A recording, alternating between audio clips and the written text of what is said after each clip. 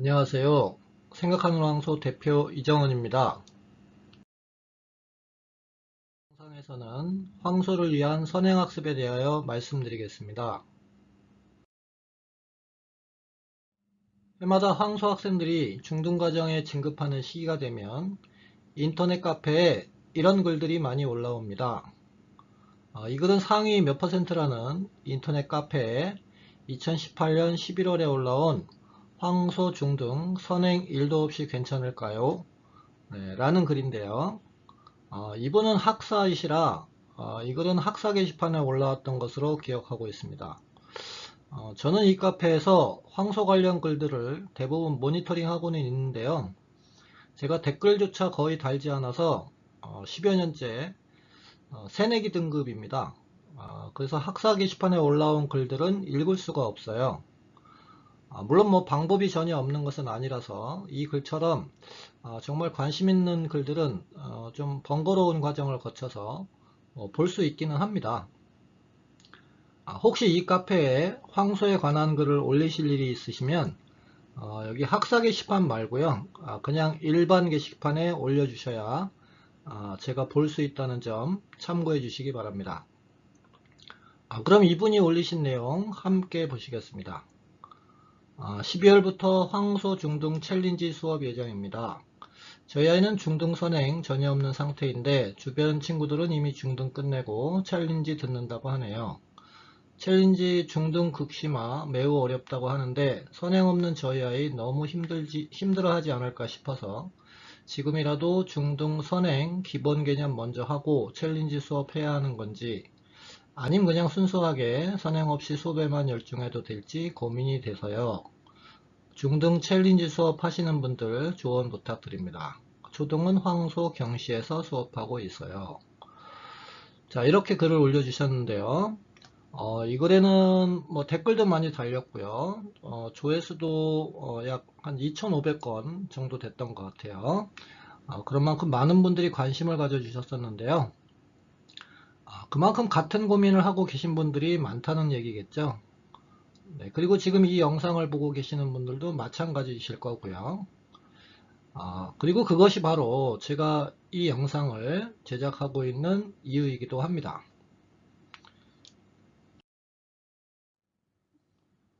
자, 이제 그 중에서 몇몇 댓글들을 살펴보도록 하겠습니다. 저희 아이 친구 송대경씨 색깔상 봤던 아이인데 선행 없이 챌린지 갔다가 에센스로 내려왔어요.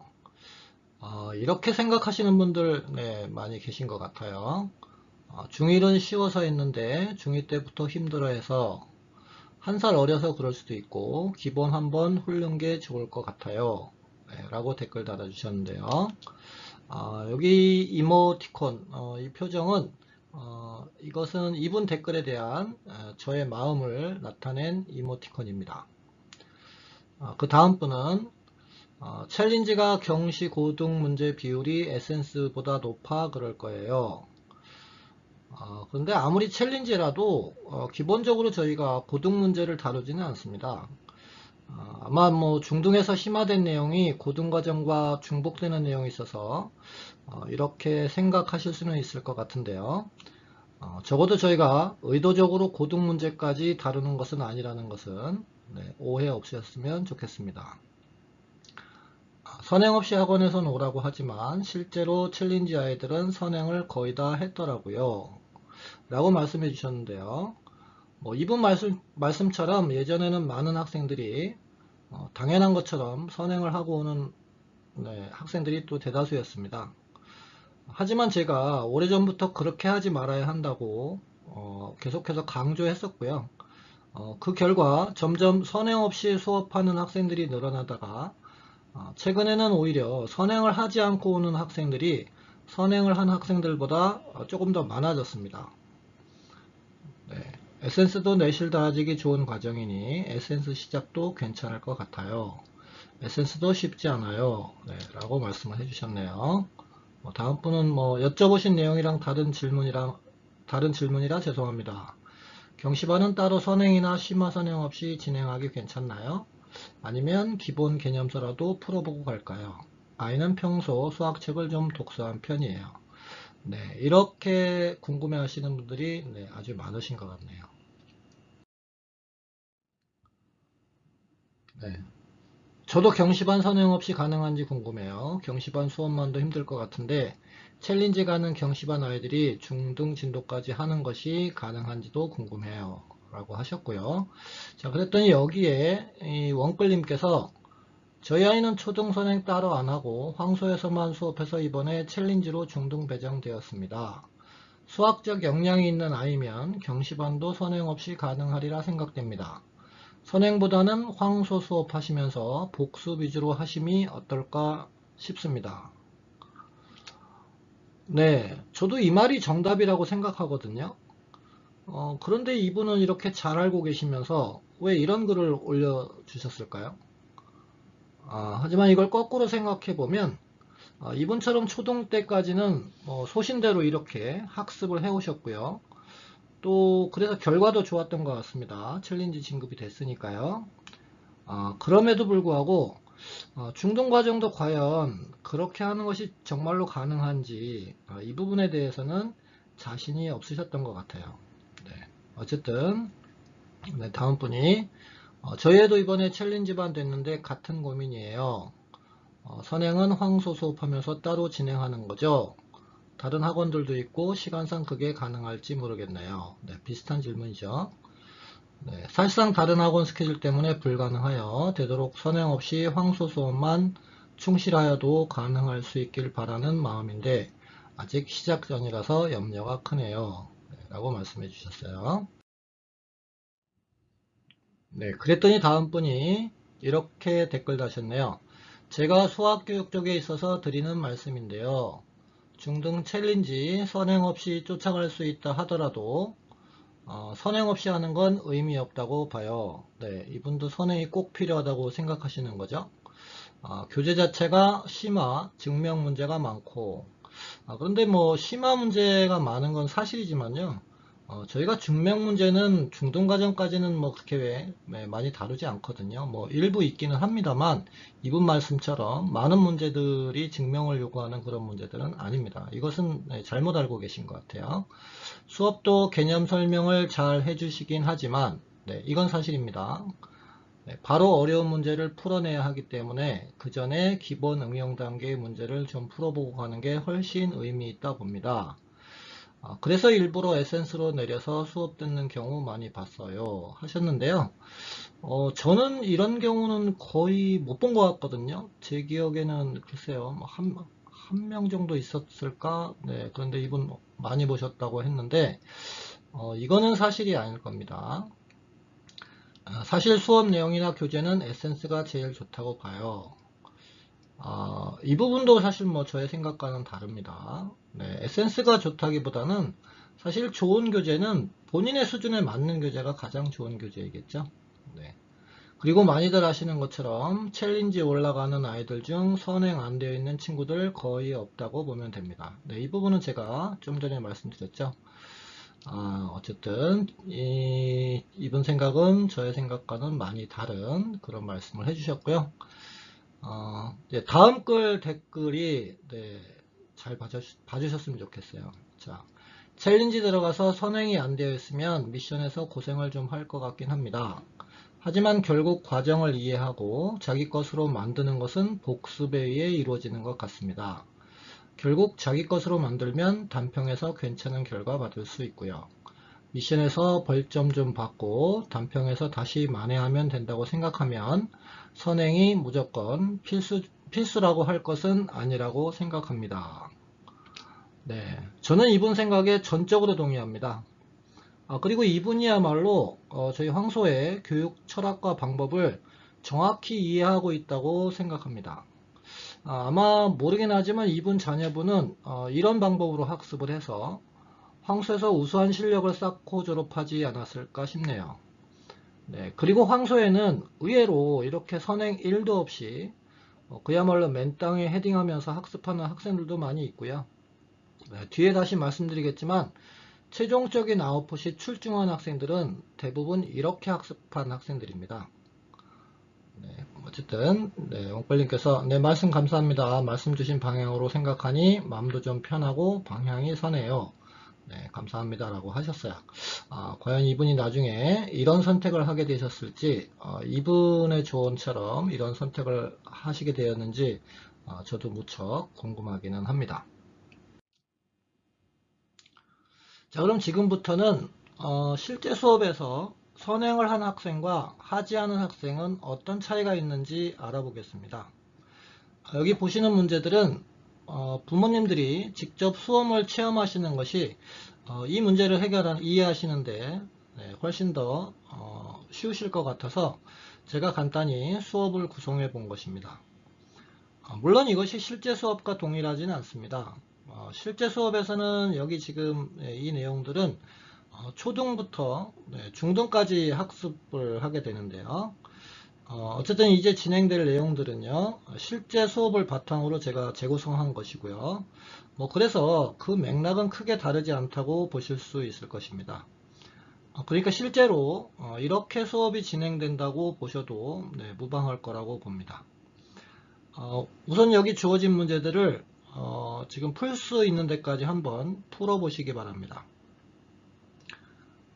하지만 제가 여기서 시간을 무작정 드릴 수는 없으니까 화면을 일시정지 하시고 풀어보시면 좋겠네요.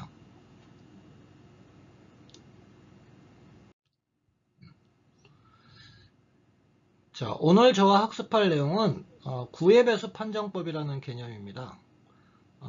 일단 배수 판정법이라는 것은 어떤 수를 직접 나눠보지 않고 그 수가 어떤 수의 배수인지 알아보는 방법을 말하는데요.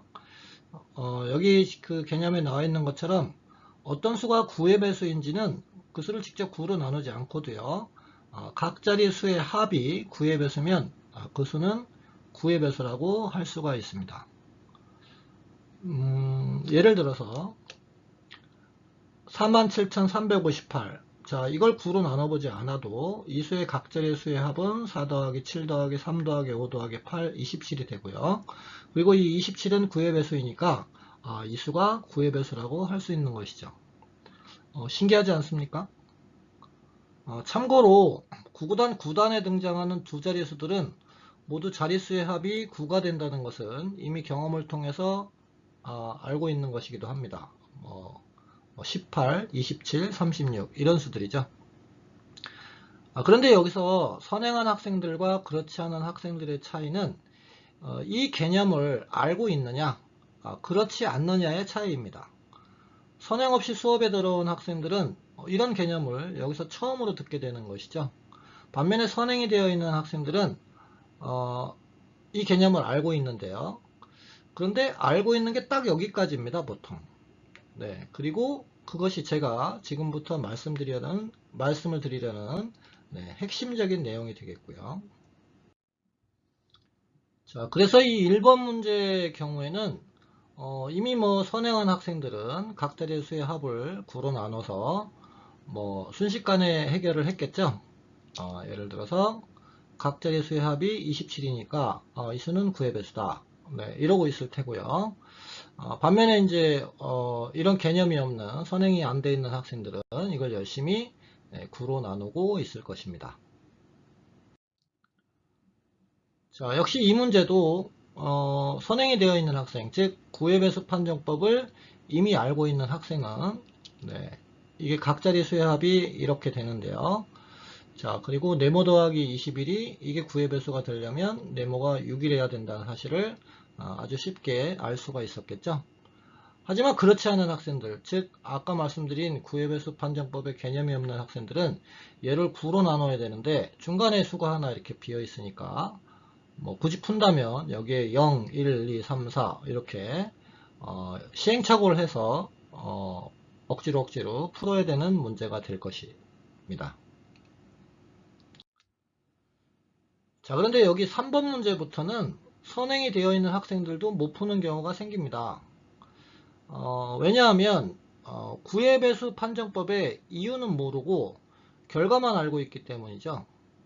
자, 이 문제는 9의 배수 판정법으로 풀 수 있는 문제가 아니라고 생각이 되어지죠. 왜냐하면 나머지를 물어봤으니까요. 즉 9의 배수인지 아닌지는 아까 그 방법으로 확인할 수 있지만 구로 나눈 나머지를 구하라고? 나는 그런 거는 뭐 배운 적 없는 것 같은데 뭐 이렇게 생각하기도 하거든요. 자, 어쨌든 각자리 수의 합이 9의 배수면 그 수가 9의 배수라고 하는 9의 배수의 판정법의 이유를 지금부터 알아볼 텐데요. 자, 이 개념을 이해하기 위해서는 4만을 9로 나눈 나머지가 얼마인가만 이해하면 됩니다. 물론 이걸 9로 나눠보면 4가 된다는 건 알 수 있겠지만 그렇게 해서 4라는 걸 아는 것은 이 배수판정법의 이유를 이해하는데 전혀 도움이 되지 않습니다. 한번 이걸 4로 나누지 않고 이 4만이 9로 나눈 나머지가 4라는 사실을 왜 그런지 생각해 보시겠습니까? 네. 자, 4만은 네, 만 더하기 만 더하기 만 더하기 만 이렇게 표현할 수가 있죠. 그리고 이 만이라는 수는 네, 9999 더하기 1이니까요. 자, 얘네들이 모두 이런 형태로 되죠. 즉 만은 네, 9로 나눈 나머지가 1인수이죠. 그리고 이렇게 9로 나눈 나머지가 1인수를 4번 더하면 네, 9로 나눈 나머지가 4가 된다는 것은 쉽게 생각할 수 있습니다. 여기에 모두 9라고 써 있고요. 여기 보면 네, 등호가 아니라 네, 3개가 돼 있죠. 요거는 이제 합동식이라고 하는 거긴 한데요. 사실 뭐 이 합동식이 교과에 다루진 않지만 저희가 이렇게 표현하면 뭐랄까요? 좀 군더더기 없이 정리를 할 수 있기 때문에 실제로 수업에서는 이런 약속을 알려주고 사용하기도 합니다. 어쨌든 이렇게 돼 있으면 9로 나눈 나머지가 4라고 이해해 주시면 되겠네요. 자, 이제 이걸 이해했으면 47,258 이 수를 9로 나눈 나머지는 자, 이렇게 쉽게 생각할 수가 있어요. 4만 더하기 7,000 더하기 200 더하기 50 더하기 8일 텐데요. 4만은 방금 말씀드렸듯이 9로 나눈 나머지가 4죠. 그럼 같은 이유로 7,000은 9로 나눈 나머지가 7이 될 것이고요. 200도 같은 이유로 9로 나눈 나머지 2, 50도 9로 나눈 나머지 5가 될 것이고요. 뭐 8은 그냥 8을 더하면 되니까요. 즉, 이 수를 9로 나눈 나머지는 여기 9로 나눈 나머지들의 합, 이 전체를 다시 9로 나눠보면 쉽게 알 수가 있는 것입니다. 즉, 이 합이 26이고요. 26을 9로 나눈 나머지는 8이기 때문에 47,258을 9로 나눈 나머지는 8이라고 할 수 있겠죠. 자, 지금 말씀드린 것처럼 9의 배수 판정법이라는 것은 사실상 9의 배수인가 아닌가를 판정하는 방법이라기보다는 그 수를 9로 나눈 나머지를 보다 쉽게 구하는 방법입니다. 이유까지 알고 나면 당연히 그렇게 되는 거죠. 그래서 이 이유까지를 알고 있는 학생이라면 이 문제를 같은 방법으로 이걸 다 각자의 수의 합을 다 구해서 각자의 수의 합이 28이니까 이 수는 9로 나눈 나머지가 1이구나 라고 네, 결론을 내릴 수가 있는 것입니다. 자, 이제 이해가 되셨나요? 여기서 다시 선행한 학생과 아닌 학생의 차이를 네, 다시 한번 생각해 보겠습니다. 자, 앞에 말씀드렸듯이 선행이 되어 있는 학생들도 대부분 결과만 알고 있지 이와 같이 이유까지 설명할 수 있을 정도로 알고 있는 학생은 제 경험으로는 한반 10명 중에 뭐 한두 명 정도입니다. 그러다 보니까 지금 이 장면부터는 오늘 처음 배우는 것과 선행이 되어 있는 학생들이 그냥 마찬가지의 상황이 되어버리는 거죠. 그리고 이제 이 정도 시점이 되면요. 이 정도 시점이라는 건 저희 수업 기준으로 하면 뭐 수업이 시작돼서 5분에서 10분 정도 지나가는 시점이면 교사가 오늘 수업하는 내용이 이거니까요. 네, 이거 알려주겠죠. 자, 이렇게 되면 선행이 되어 있는 학생들하고 오늘 처음 이걸 배우는 학생들하고 이 두 학생들 간에는 아무런 차이가 생기지가 않는 겁니다. 그리고 어쩌면 지금부터는 이 시점부터는 오히려 전세가 역정되는 그런 상황이 벌어지기도 합니다. 자, 이 4번 문제는 선행한 학생에게도 그리고 방금 수업을 통해서 개념을 배운 학생에게도 매우 어려운 문제입니다. 혹시 이 문제 푸셨나요? 그리고 구의 배수 판정법은 그 개념은 제가 아까 말씀드린 것이 전부입니다. 뭐 거기에 추가로 더 배워야 될 심화된 개념이 따로 있는 것은 아닙니다. 네, 그래서 그 개념만 가지고 이 문제를 풀 수 있어야 할 텐데요. 그럼에도 불구하고 이 문제는 매우 어렵습니다. 뭐 일단 이 수를 구분하는 나머지가 이걸 다 더한 각자리수의 합을 구분하는 나머지가 같다는 것까지는 생각할 수가 있죠. 근데 문제는 자, 이 합을 구하는 건데요. 물론 뭐 한 땀 한 땀 뭐 앞에서부터 차례차례 더해 나간다면 뭐 합을 구하지 못할 바는 아닐 것입니다. 하지만 딱 봐도 그걸 일일이 다 계산하라는 게 이 문제의 출제 의도는 아닐 것이고요.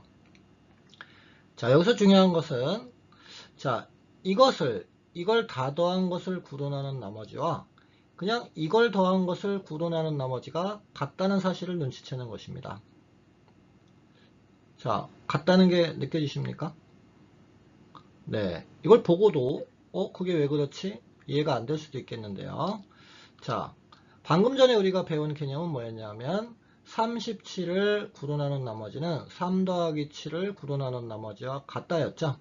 그걸 거꾸로 생각한다면 3 더하기 7을 구분하는 나머지는 37을 구분하는 나머지와 같은 것이고요.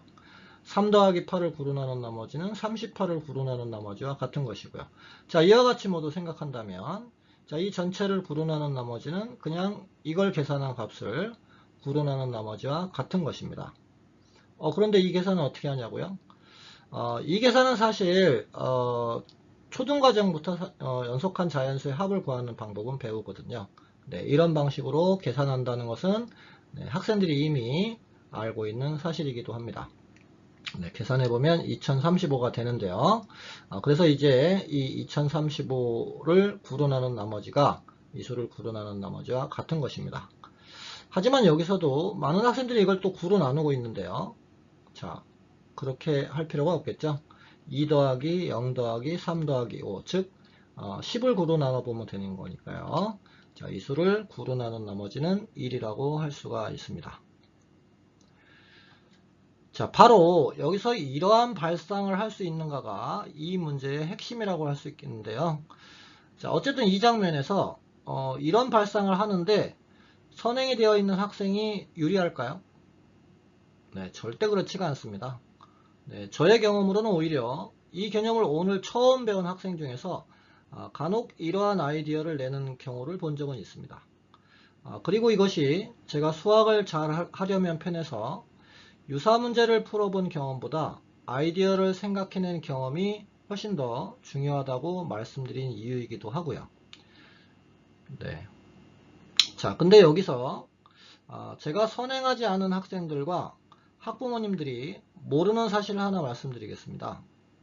자, 이런 장면에서 선행하지 않은 학생들은 이 어려움을 느꼈을 때 이 학생과 학부모님들은 이런 어려움의 원인을 선행을 하지 않아서이다 라고 생각하시는데요. 자, 선행이 아니라 선행 할아버지를 한 학생에게도 이 문제는 어렵기는 마찬가지입니다. 네, 왜냐고요? 자, 아까 말씀드렸죠. 학생들이 선행을 했다는 수준은 겨우 그냥 구애배수 판정법의 결과 정도를 알고 있을 뿐이기 때문인 거죠.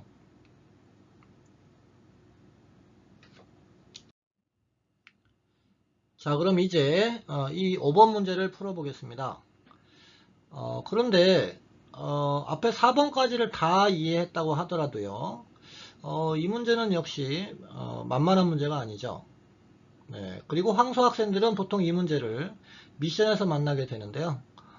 왜 미션 그 마지막 한 문제 때문에 시간이 굉장히 오래 걸리거나 아니면 그 미션을 실패하는 경우가 있죠. 바로 그런 문제 중에 하나라고 생각하시면 될 것 같네요. 자, 일단 이걸 어떻게 풀어야 되는지부터 말씀드리겠습니다. 우선은 이렇게 해서 만들 수 있는 5자리 자연수가 모두 몇 개인지를 생각해 봐야 될 텐데요. 이걸 초등학생들이 이걸 알 수 있을까? 이거 뭐 중등 경우의 수를 배우거나 아니면 뭐 고등과정에서 순열이라고 하는 거를 알아야지 경우의 수를 구할 수 있지 않을까? 라고 생각하시겠지만 사실 이렇게 해서 만들어지는 5자리 자연수를 이와 같은 방법으로 계산할 수 있다는 것은 황소에서는 초등 4과정부터 네, 이런 그 경우의 수를 다루거든요. 네, 그래서 뭐 이 문제를 못 푼 학생 중에서 이걸 몰라서 못 푸는 경우는 없습니다. 자, 그리고 초등 과정에서 이 120개의 자연수를 모두 다 더하는 방법도 배웁니다. 그러다 보니까 가끔 실제로 이 120개의 자연수를 모두 다 더한 그 값을 S를 실제 계산해서 그 S를 9로 나눈 나머지를 찾아서 풀어오는 학생들도 있어요. 만약에 그렇게 했다면 담임교사는 다른 방법으로 풀어오라고 아마 학생을 돌려보낼 것입니다. 자, 즉 그렇게 푸는 것은 여기에서 올바른 방법이 아니라는 뜻이죠. 자, 그러면 어떻게 풀 수 있을까요? 일단 학생들이 고민을 통해서 이 120개의 자연수들의 공통점을 찾아내야 됩니다. 공통점이라고 한다면 일단 겉으로 드러난 공통점은 사용된 숫자들이 모두 같다는 것이죠. 자, 여기서 한 발 더 나가보면 사용된 숫자들이 같다고? 그렇다면 이 120개의 수들은 각 자리의 수의 합도 모두 같겠네? 자, 여기까지 생각이 미쳤다면 이 문제는 다 해결된 것이나 마찬가지라고 볼 수 있겠죠. 자, 각 자리 수의 합이 같다는 얘기는 뭘 의미할까요? 자, 오늘 배운 개념에 의하면 이 120개의 자연수들은 모두 9로 나눈 나머지가 같은 수들일 거라는 것이죠. 즉, 각 자리 수의 합이 전부 다 25일 테니까요. 자, 이 120개의 자연수들은 모두 9로 나눈 나머지가 7인수라는 것이죠. 자, 그러니까 9로 나눈 나머지가 7인수를 120번 더하면 결국 이렇게 계산해서 그 S가 9로 나눈 나머지가 3이 된다는 것은 알 수 있습니다. 자, 여기서 제가 수학을 잘 하려면 그 동영상에서 말씀드렸던 제가 수학적 인지 영역으로 비유했었죠. 모르는 문제를 혼자서 어떻게 풀 수 있겠는가, 그 이유에 대해서 다시 한번 생각해 보겠습니다. 자, 오늘 학생 입장에서 처음에 이 문제를 만났을 때 이건 아마 절대로 풀 수 없을 것 같은 아주 어려운 문제라고 생각하였을 것입니다. 그리고 보통 많은 학생들이, 황소 학생들은 아니고요, 많은 학생들이 이런 장면에서 누군가의 힌트를 받아서 풀거나 아니면 뭐 학원 가서 교사한테 질문해서 그 교사가 해설해 주는 것을, 이렇게 해설을 들으면 이걸 이해하지 못할 학생은 없겠죠. 이런 방식으로 학습이 진행된다고 말씀드렸었죠. 그리고 제가 이거를 그런 방식의 학습은 후리시놀이다 라고 말씀을 드렸었습니다. 자, 부모님들이 보시기에는 어떠신가요? 이 문제가 과연 오늘 배운 개념으로 절대 풀 수 없는 문제일까요? 설마 그렇게 생각하시지는 않으시겠죠? 자, 시간은 좀 걸리겠지만요. 자, 지금 방금 제가 접근했던 것처럼 하나하나 차근차근 고민하다 보면 어느샌가 이 공통점, 이 공통점을 찾아낸 거죠. 자, 이런 발상을 학생 스스로 해낼 수 있게 될 거라고 생각되지 않으십니까? 네, 충분히 가능한 일이고요. 그리고 이러한 발상, 스스로 생각한 경험들을 차곡차곡 쌓아 나간다면 그런 결과물로서 수학적 사고 능력이 조금씩 자라나게 되는 것입니다. 자, 이제 마지막 6번 문제입니다. 그런데 지금까지 배운 내용으로 이런 문제도 풀 수 있을까요? 갑자기 99로 나눈 나머지를 구하여라. 네. 자, 이 문제의 해설은 실제 수업 동영상으로 대신할 텐데요. 혹시 이 문제풀이에 관심이 있으신 분들은 여기서 다시 일시정지 누르시고요. 어떻게 풀지 한번 고민해 보시기 바랍니다. 만약에 그 고민을 통해서 이 문제풀이에 성공하셨다면 괜히 기분이 좋아지시는 것을 느끼게 되실 겁니다. 그리고 그것이 황소의 학생들이 황소가 어렵지만 재밌다 라고 느끼는 바로 그 이유이기도 한 것이고요. 자, 이거는 뭐냐면 아까는 10의 n제곱이 부등하는 나머지가 1이었지만 지금은 99의 배수니까 2n제곱이야. 짝수. 그러니까 10의 제곱, 10의 4제곱, 10의 6제곱 이런 애들이야. 이런 애들은 전부 99로 나눈 나머지가 1 되죠.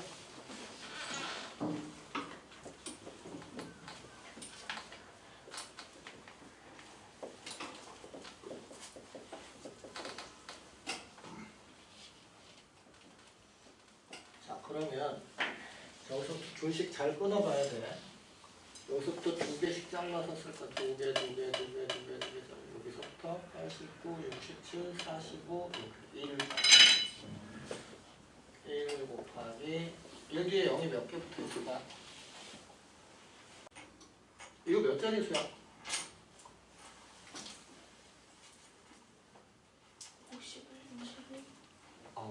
51자리 수죠? 네. 51자리 수면 1 뒤에 0이 50개 붙어 있겠지?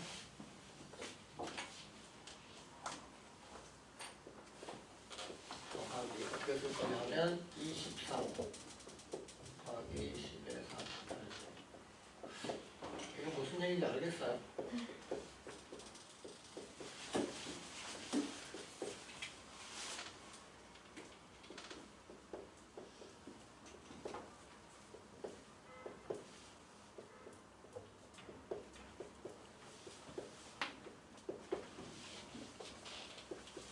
조금만 더 쓰고 말 거야.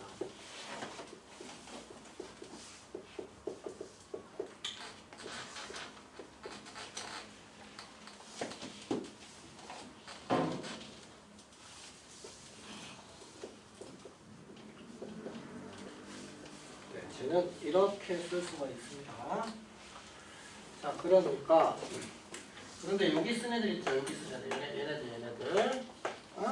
얘네들은 전부 다 99로 나눈 나머지가 1이죠. 그러니까 이 수는 99로 나눈 나머지가 얘는 1. 얘는 23. 얘는 45. 67. 89. 10. 더하기 11.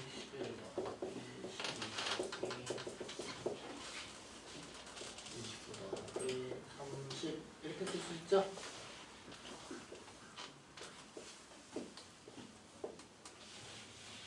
그러니까 얘네들을 99로 나눈 나머지랑 같다는 거지? 자, 그래서 앞부분하고 뒷부분 따로따로 계산. 얘는 그냥 계산하면 되고요. 불규칙한 거니까. 이거는 짧게 계산할 수 있죠? 계산해보면 얘가 어떻게 220. 이거는 420.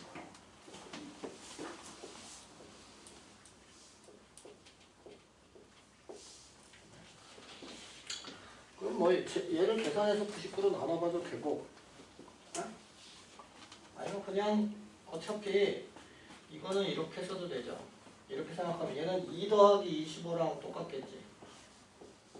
99로 나눈 나머지가. 얘는 4 더하기 20이랑 똑같겠죠. 99로 나눈 나머지가. 이렇게 생각해도 되지.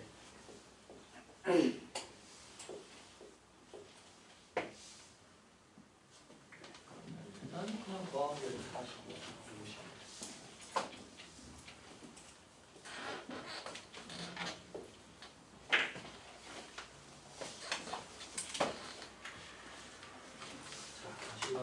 다시 한번 얘기할게요. 실제로 이렇게는 저런 거예요. 뭐, 내가 아직 어렵지만 뭐 수능 1등급 이런 얘기 들어봤죠? 그런 거 몰라요? 수능 1등급을 받으려면 실러 문제라고 되게 어려운 문제 3문제가 있어요. 그걸 다 맞아야 이렇게 되는 거야. 근데 그거 왜 어렵냐? 그 문제가 왜 어렵냐? 이래서 어려운 거야. 배우기는 이걸 배워요. 구획에서 판정법을 배워. 그 시험에 이게 나와. 모르겠지. 그걸 못 풀진 않겠죠. 배운 거 맞죠? 이거 배운 거 안 배운 거? 배운 거 안 배운 거? 배운 거 같기도 하고 안 배운 거 같기도 한데 배운 거를 잘 이해해서 활용하고 여기까지 생각할 수 있는 거지. 그런 거라고. 그래서 배운 걸 그냥 배운 걸 단순히 외워서 되는 게 아니라 배운 걸 가지고 완벽하게 자기 걸로 만들어 놔야지만 이런 문제가 나와도 구획에서 판정법하고 비슷하게 한번 생각해볼까? 이렇게 할 수가 있는 거예요. 알겠어요? 자, 이제 왜 저희가 선행 또는 예습하지 말고 오라고 하는지 조금은 이해가 되십니까? 아직은 잘 공감이 안 되신다고요? 자, 그럼 지금부터는 황소에서는 개념 지도를 어떻게 하는지 실제 수업을 통해서 알아보도록 하겠습니다.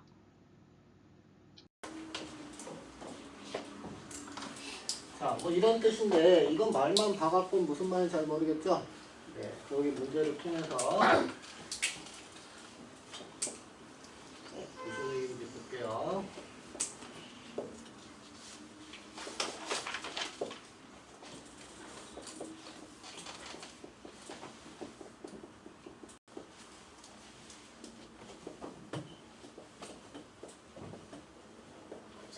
자, 이거일 때 얘의 그래프를 그려라라는 건데요.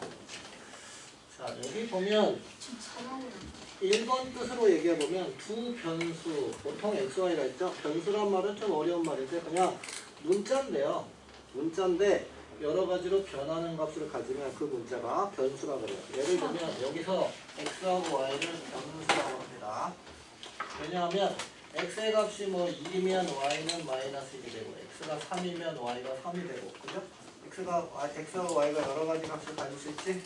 이런 문자를 변수라고 한다 정도 알면 돼요. 어쨌든 보통은 XY입니다. XY 사이의 관계라는 건 X하고 Y는 서로 이런 관계가 있다 이거야. 알겠어요? 자, 얘의 관계를 좌표 평면 위의 점이나 선으로 나타낸 것이라는데 이 관계를 어떻게 좌표 평면의 점이나 선으로 나타내냐? 그래서 이 뜻은 조금 부족한 것 같아요. 두 번째, 이 뜻이 조금 더 나아요. 이거 무슨 얘기냐? XY 사이의 관계를 만족하는 얘하고 이렇게 되는 이 관계를 만족하는 모든 순서상의 XY. 이 관계를 만족하는 순서상을 찾아보면요. 불러보세요. 마이너스 X는 요 값만 된다는 거죠? 네. 마이너스 1 마이너스 2면은 Y가 얼마?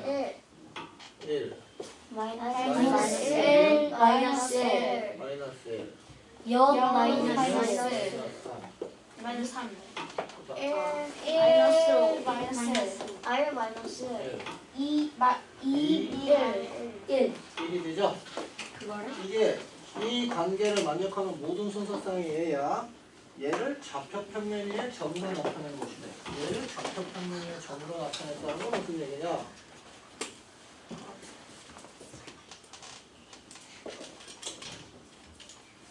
자, 좌표 평면이고요. 여기가 이렇게 하나씩 이렇게 칠까요?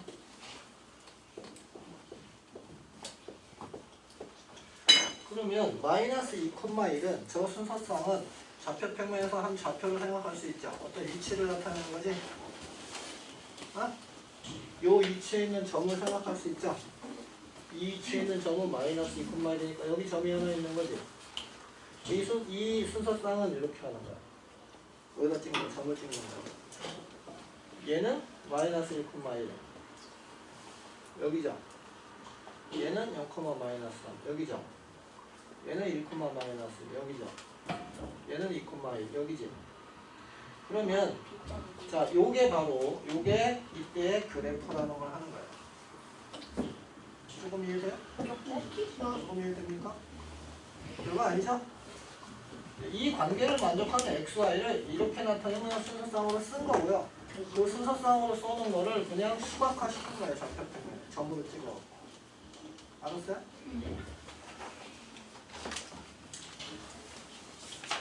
이거 볼까요? 이거 거의 똑같은데 약간 달라졌어요. 어? 네 맘대로 해라. 아 그리고 얘는 왠지 이어야 될 것 같은데 보니까 쟤는 점만 찍어도 있잖아. 아닌가? 뭐라? 조용히 해. 자, 그런데 자, 아까처럼 하려고 하면 이렇게 되는 순서상을 다 쓸 수 있나? 아니에요.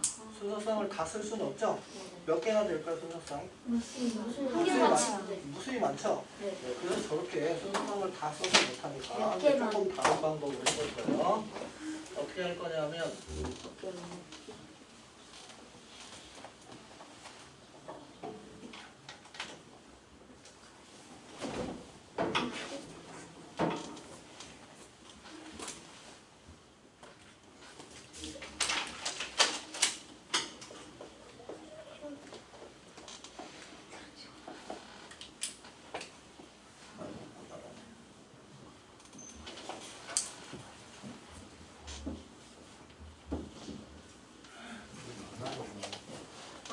7.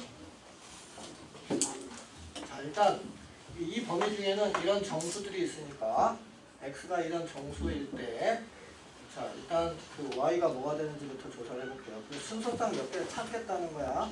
순서상 대신 이렇게 표로 그렸을 뿐입니다. 마이너스 3이면 얼마인가요? 마이너스 6이요. 마이너스 3. 네, 마이너스 6. 마이너스 2면 마이너스 3이요. 네? 3이요, 3. 아, 3. 마이너스 3. 아, 네, 마이너스 네? 마이너스 4. 맞아요. 5요, 5. 마이너스 3이야. 마이너스 아, 3이야. 먹으라고. 마이너스 1이면 마이너스 1이면 말이죠. 빵이요, 빵. 빵. 빵로 0이면 3. 1이면 6. 엥? 아, 6 아니요. 2요. 2요. 2. 1이면 2번이고 2. 2면 2면 2 마이너스 1. 1. 3이면 빵. 빵. 말이죠. 빵이 되네. 여기 되네. 네. 빵빵. 빵빵. 이런 빵빵. 이거 어떻게 펴요?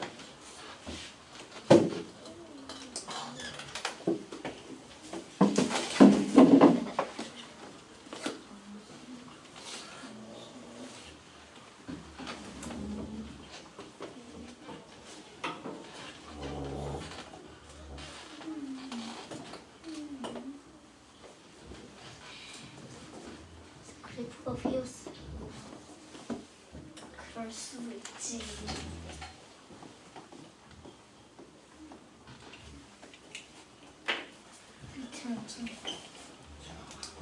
일단 마이너스 3, 마이너스 6이니까 너희 거기에는 못 그리겠구나.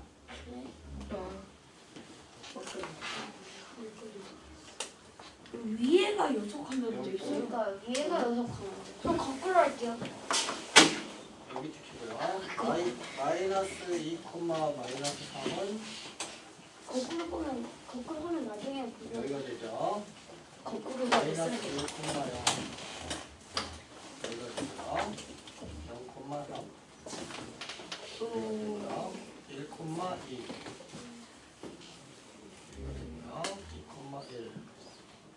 여기가 되고요. 3, 0. 자, 일단 여기 점들을 찍었지? 그러면 이게 그래프냐? 이게 그래프일까요? 아니요. 어? 아니요. 범위니까 그 사이에도 있으니까 이어야 되잖아. 전체 또 선행해놔. 저거 소리 하는데 선행하네. 자, 지금 x값이 이 사이에도 있죠? 이 사이에 있는 걸 모든 순서상을 다 조사할 수는 없지? 어쨌든 그러면 y값들이 요 사이에 있는 x값에 대해서 y값들은 여기하고 여기 사이에 maybe 요 사이에 있지 않을까요? 점을 찍는다. 이건 maybe야. 알겠어요? 확실한 게 아닙니다. 어떻게 생각해? 요 사이에 있지 않을까? 아마도 그게 의심나면 요 사이에 예를 들면 뭐 마이너스 2분의 5 정도를 계산해보면 되겠지? 네. 의심이 나면. 의심이 근데 거의 맞을 것 같아. 그럼 요 사이에 있다고 볼 수 있겠죠? 이 사이에도 무수히 많은 x가 있고요. 거기에 따른 y도 무수히 많이 있어요. 걔네들 만약에 이렇게 나타내면 maybe 이렇게 되지 않겠어요? 요 사이에 있는 애들은 maybe 이렇게 되지 않겠나? 메이비. 그런데 그 다음부터는 좀 달라지는 것 같죠, 그죠? 그 밑으로 다음에는 maybe, 밑으로 떨어지는. maybe. 성적 하락. 요 사이에 있는 거는 maybe, maybe. 요 사이에 있는 애는 maybe 이렇게 되지 않을까라고 볼 수 있죠. 네. 오케이? 네. 점을 찍은 거예요. 그런데 이게 지금 점 다 찍은 건가요? 아니요. 훨씬 많죠. 훨씬 많아요. 그걸 다 실제로 다 찍으면 뭐가 될까요? 선이요. 점이 보이는 되겠죠. 선분이 그죠? 점을 다 찍으면 어떤 모양이 될 거냐? 성적 하락. maybe 이런 모양이 되겠지? 여기서 중요한 거는 얘가 이 두 점을 연결한 게 아니라는 거예요. 쟤처럼.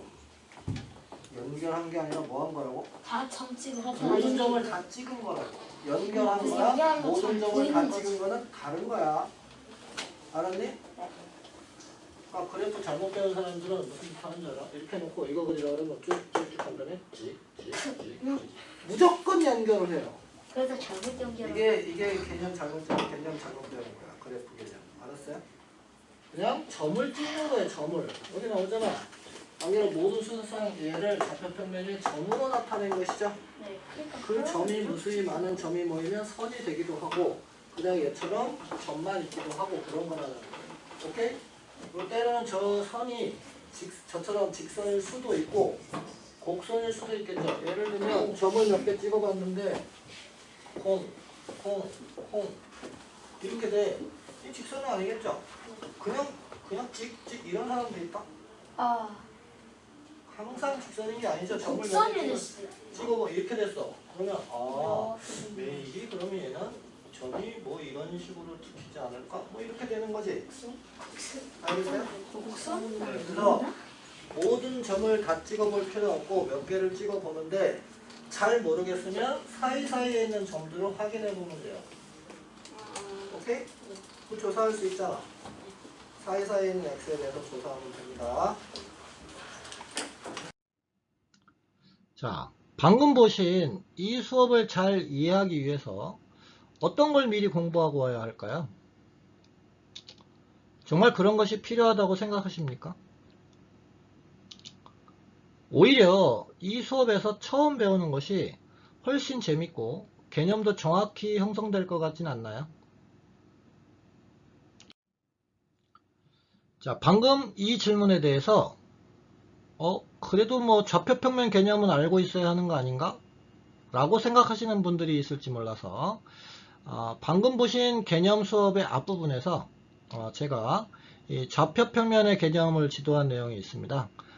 이것은 뭐 이 영상에 함께 수록하다 보면 시간이 너무 길어질 것 같아서 제가 별도의 영상으로 제작해서 따로 올려둘 테니까요. 자, 요거 찾아서 이 영상도 꼭 같이 시청해 주실 것을 부탁드리겠습니다. 자, 이제 황소를 위한 선행학습을 절대 하지 말아야 하는 이유를 정리해서 말씀드리겠습니다. 그리고 저는 선행학습을 하지 않고 와도 된다고 말씀드리는 것이 아닙니다. 오히려 하지 말고 오라고 당부를 드리는 것이죠. 자, 일단 먼저 황소의 모든 수업은 선행이 되어 있지 않음을 전제로 진행이 되고 있습니다. 자, 그렇다는 것은 앞선 동영상을 통해서 이미 느끼셨을 거고요. 자, 그 다음에 선행으로 5개념이 생긴 경우에는 바로잡기가 매우 어렵기 때문입니다.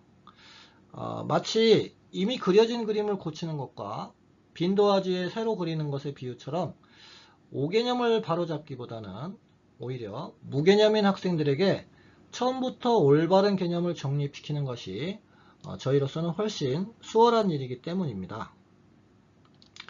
자, 그리고 수업을 한 번 듣고 이해하는 것도 중요한 학습 능력이고요.